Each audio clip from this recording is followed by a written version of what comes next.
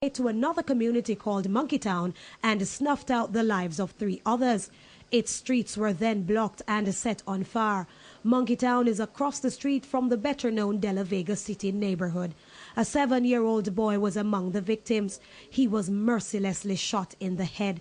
Today, it became even more difficult to keep up with the body count as our news team was called to scene after scene, the killings mere minutes apart. As the sun came up, so did news that 5 people had been killed on March Pen Road. They were cut down before dawn. Gunmen had gone from door to door, deciding who should live and who should die. Among those, they played God with a 7-month-old baby. The baby boy was killed along with 4 men. Houses were set on fire. Neighbors tried to get involved. They were punished with gunfire. A police team responded. They too were engaged in a fierce gun battle. One of the alleged gunmen was shot and killed, and 2 firearms seized. The others apparently escaped. But this did not stop the attacks. We understand the gunmen returned and proceeded to torch a total of 10 houses. The police also returned for a second gun battle. That one lasted well into the morning. As gunshots punctuated the air, stubborn residents who had braved the streets hurried for cover. Not even the presence of several media personnel in the community was enough to hold off the gunfire. We're here at the entrance of March Pen Road, and the tension seems to be rising by the minute. The law enforcers have gone in with the intention of trying to quell what is happening in the area, but every effort is met by sporadic gunfire from the gunmen. The officers fought feverishly to get the situation under control, and sometime after 11 o'clock, there was some semblance of order in the area. But before it got to midday, another 3 lay dead on McCook's Pen Road. Gunmen coming from the direction of Spanish Town drove into the area, opening fire wantonly on men who were buying and playing dominoes at a bar. When the hail of bullets ended, 39-year-old security guard Peter McBean, 23-year-old Tyler Dwayne Murray, and a 26-year-old Robert Sankey lay dead. A 14-year-old student of Cumberland High was shot and injured. He was taken to hospital, but his condition is still not known.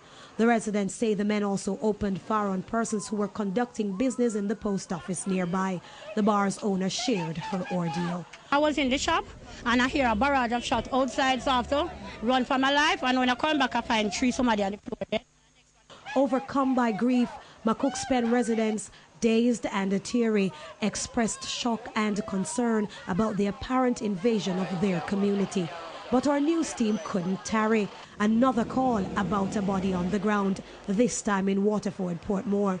We learned that before him, 3 others had been cut down. This afternoon, the extent of the situation apparent, South Central St. Catherine Member of Parliament Sharon Hay Webster pressed the Prime Minister on whether the state of emergency will be extended to St. Catherine. I take note of the events that you have referred to. It is a matter naturally that we would have to consult with the security forces about, not only in terms of the need, but also in terms of the capacity to maintain the kind of intensity that would be required in an area that is subject to emergency powers. But I certainly will undertake to consult. Latoya Spence, TVJ News. And back in Kingston, the head of the Jamaica Medical Doctors Association, Dr. Shane Alexis, is expressing concern for the safety of all medical practitioners who have to move to and from hospitals during the unrest. In the midst of the heavy gunfire downtown today, our news team caught a glimpse of what the doctors are referring to. Nadine McLeod has more.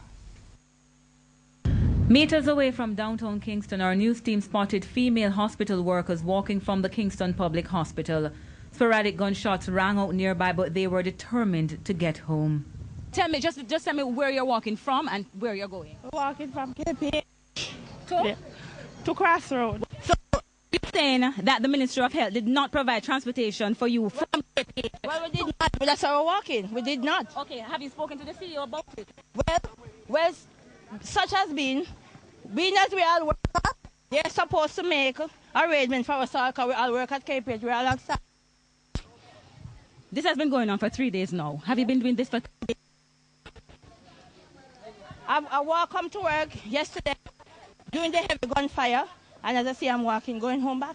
This is just an idea of what the doctors are speaking about. With already 2 reported attacks on vehicles which were carrying medical staff to work, the doctors are concerned about their safety during travel. I went down to KPH myself this morning and had a less than safe travel to the hospital in and out. It's not something that I'm prepared to suggest that any other member of medical staff should be put through.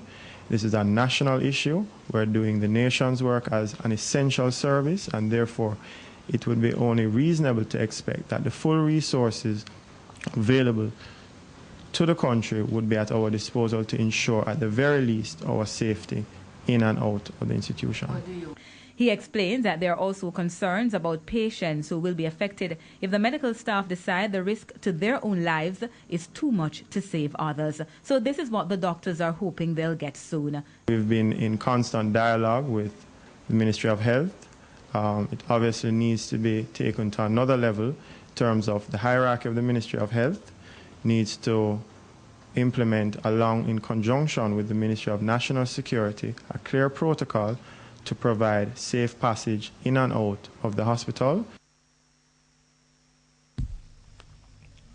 That report there from Nadine McLeod. And the health minister says it has found new ways to get the medical staff to the KPH after buses